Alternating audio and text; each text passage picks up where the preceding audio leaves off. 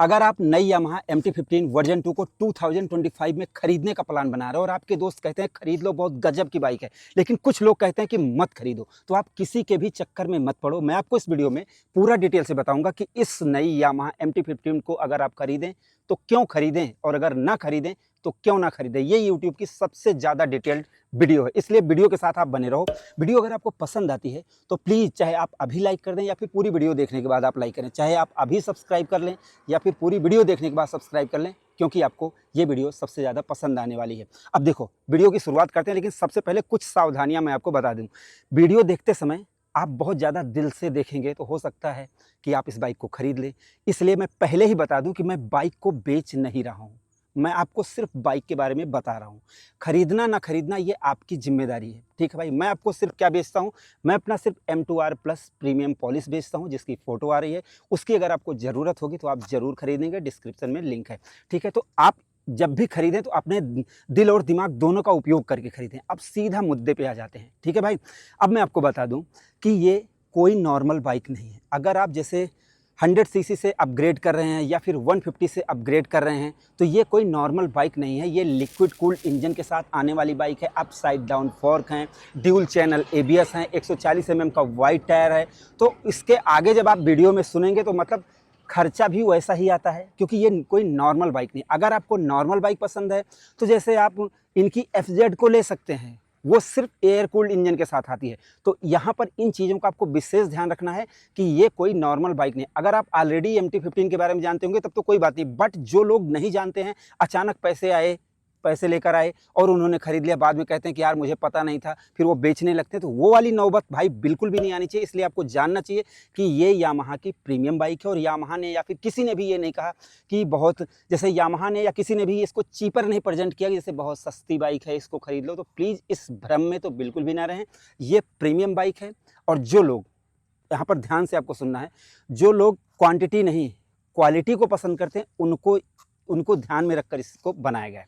तो अब आप इसको खरीदें क्यों, उसके ऊपर है। पहला मैटर है, अगर आपको जैसे 150 सीसी में ही आपको लिक्विड कूल्ड इंजन चाहिए तो आपको इस बाइक को खरीदना चाहिए, क्योंकि इसका इंजन स्मूथ है, रिफाइंड है, मतलब अच्छा खासा इंजन इसका बनाया गया है। तो यहाँ पर आपको ध्यान देना है कि अगर आपको लिक्विड कूल्ड इंजन चाहिए तो आपको इसको खरीदना चाहिए। अगर आप जैसे ऑयल कूल्ड और एयर कूल्ड चलाकर एकदम ऊब गए हैं तो आपको लिक्विड कूल्ड इंजन, उसमें BBA टेक्नोलॉजी, उसमें 4 वाल्व टेक्नोलॉजी, उसमें स्लीपर क्लच टेक्नोलॉजी, ये सारी चीज़ें, मतलब भयानक पावर, भयानक गियर स्मूथनेस और मतलब कॉर्नरिंग, हर एक चीज़ एकदम गजब का चाहिए तो आपको इसको एक बार ज़रूर टेस्ट राइड करना चाहिए। खरीदने की बात बिल्कुल भी नहीं कर रहा हूँ। इसके अलावा अगर आप क्वालिटी पर नहीं क्वांटिटी पर भरोसा करते हैं, जैसे अब देखो कुछ लोग रास्ते का माल सस्ते में ख़रीदना चाहते हैं, ठीक है, तो वो वाला अगर सिस्टम है तो मत खरीदो भाई, क्योंकि ये बाइक प्रीमियम बनाई गई है। इसमें हर एक चीज़ को प्रीमियम बनाया गया है आपको एक बेटर राइडिंग एक्सपीरियंस के लिए, ना कि सस्ता माल बेचा जा रहा है, ठीक है। तो क्वालिटी अगर आपको पसंद हो, क्योंकि मैं आपको अगर क्वालिटी दिखाऊं तो जैसे upside down fork, radial tyre, aluminium के सारे पार्ट लगाए गए हैं, और ये इंजन वर्जन 2 है, मतलब इतना ट्रस्टेबल है, इसको लोग बहुत ज़्यादा चला चुके हैं।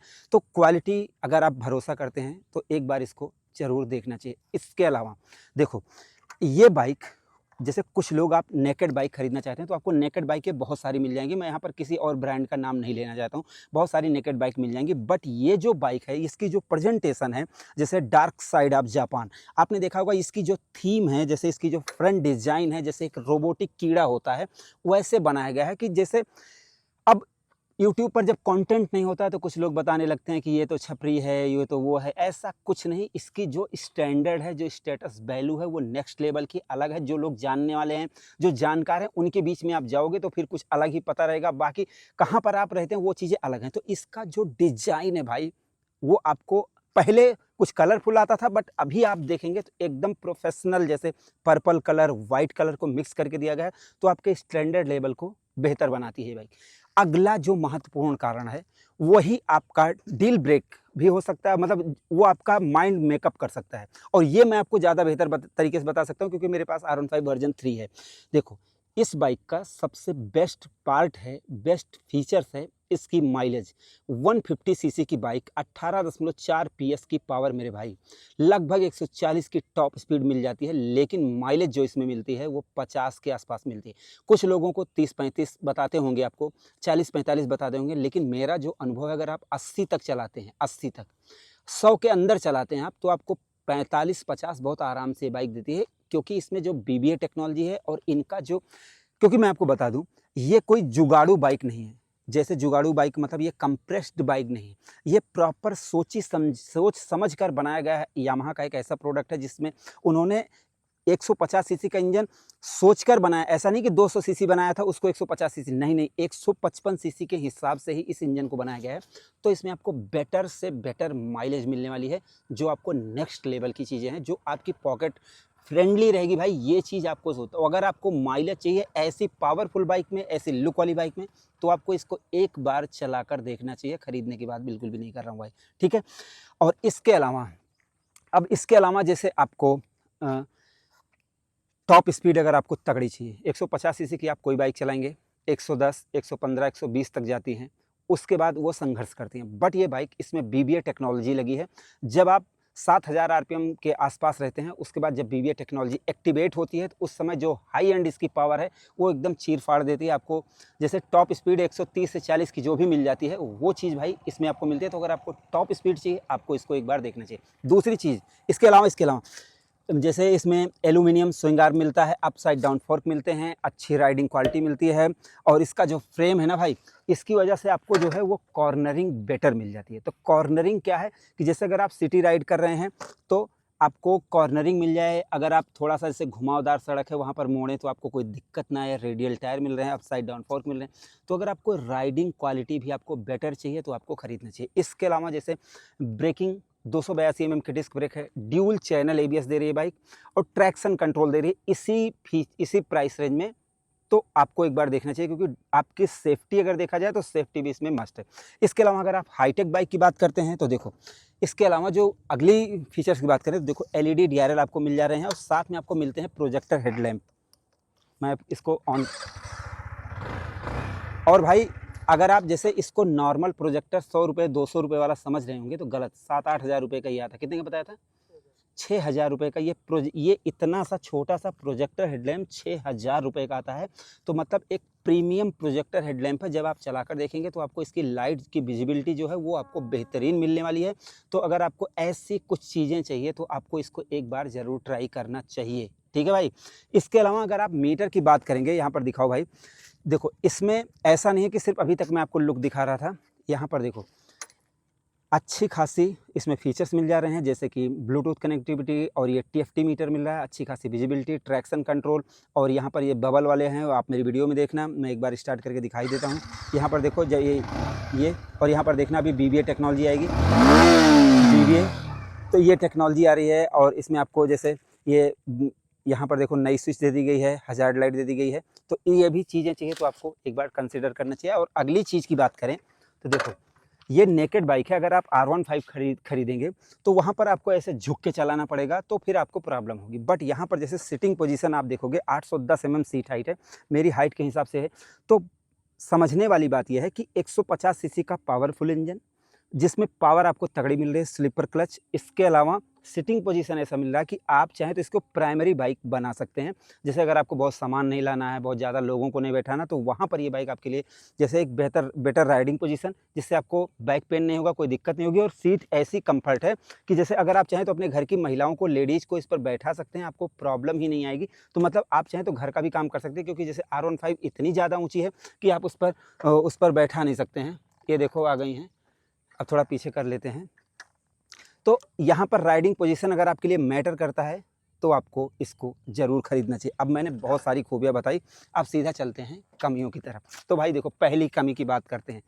अगर आप डायरेक्ट एयर कूल्ड इंजन से लिक्विड कूल्ड इंजन पर फोकस करोगे, तो जैसे अगर ये पावर आपको दे रही है तो जाहिर सी बात है कुछ ना कुछ तो खा ही रही होगी। अब जैसे दाल चावल से तो काम चलेगा नहीं, इसको कुछ एक्स्ट्रा चीज़ें चाहिए। इस चीज़ को कोई नहीं बताता, इस चीज़ का आपको ध्यान रखना है। अगर आप डायरेक्ट जैसे 100 सीसी, 125 सीसी या 150 से डायरेक्ट लिक्विड कूल्ड पर शिफ्ट कर रहे हैं तो आपको ये पता होना चाहिए कि एयर कूल्ड इंजन की मेंटेनेंस जो होती है वो सस्ती होती है। अगर इंजन खुलता है तो भी सस्ती होती है, बट लिक्विड कूल्ड इंजन अगर खुलता है तो भाई वहाँ पर पैसे ज़्यादा लगते हैं। इस चीज़ का आपको ध्यान रखना है। इसमें इंजन ऑयल के साथ साथ आपको कूलेंट भी डलवाना पड़ता है, इस चीज़ का आपको ध्यान रखना है। तो देखो, अगर आप खर्चा बर्दाश्त कर सकते हो तो भाई आप इसको एक बार, तब जैसे खर्चा बर्दाश्त नहीं कर सकते हो तो बिल्कुल भी मत देखना, इसके बगल से ऐसे निकल जाना, मत देखना भाई, मैं पहले बता रहा हूँ।